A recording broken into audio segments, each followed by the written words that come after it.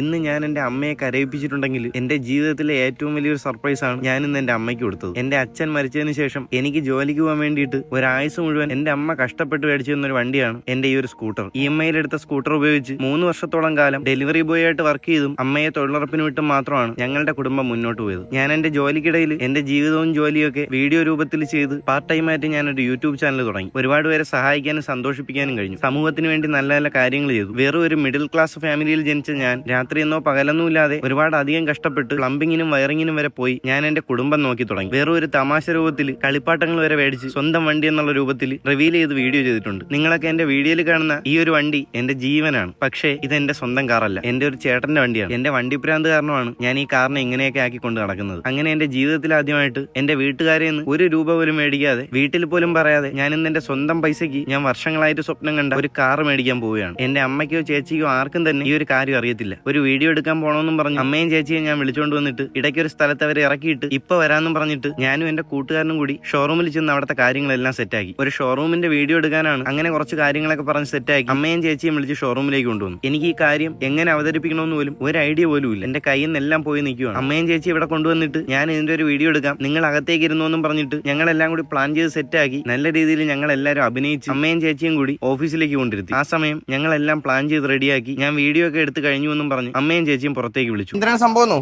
ആ വണ്ടി വേറെ ഒരാൾ മേടിക്കാൻ വേണ്ടി കിടക്കണേണ്. അപ്പൊ ഇത് ജസ്റ്റ് നമ്മളെ നിന്ന് ജസ്റ്റ് ഒരു വീഡിയോ എടുത്താൽ സൈഡിൽ നിന്നാൽ മതി. തുണി ഒന്ന് പൊക്കി വിട്ടാൽ മതി. ഇതൂടെ കഴിയുമ്പോഴത്തേക്ക് വീഡിയോ എടുത്ത് കഴിഞ്ഞു. എന്നിട്ട് നമുക്ക് റെഡി 1 2 3 സ്റ്റാർട്ട്. വലിച്ചോടാ. കൊള്ളാമോ? കഴിഞ്ഞു പരിപാടി കഴിഞ്ഞു. നീ അങ്ങോട്ട് നിന്നോ, ഞാൻ ഇവിടെ വെക്കണം. ഇതും കൂടെ ഉണ്ടാ പരിപാടി. എന്നാ ഇതും കൂടെ കൊണ്ടുപോകും വീട്ടിലോട്ട്. അമ്മ ഇതുകൂടെ മേടിച്ചു. അങ്ങോട്ട് പോയി. അമ്മ ഞാൻ കാര്യം പറയട്ടാ, ഇത് നമ്മളെ വണ്ടിയാണ്.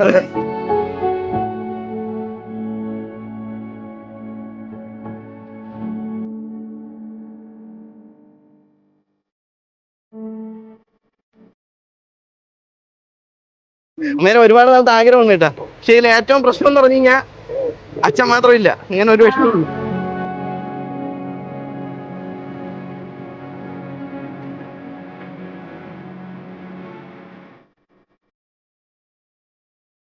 അമ്മ ഒരിക്കലും പ്രതീക്ഷിക്കാത്തൊരു സംഭവമായിരുന്നു ഞാൻ അമ്മയ്ക്ക് കൊടുത്തത്.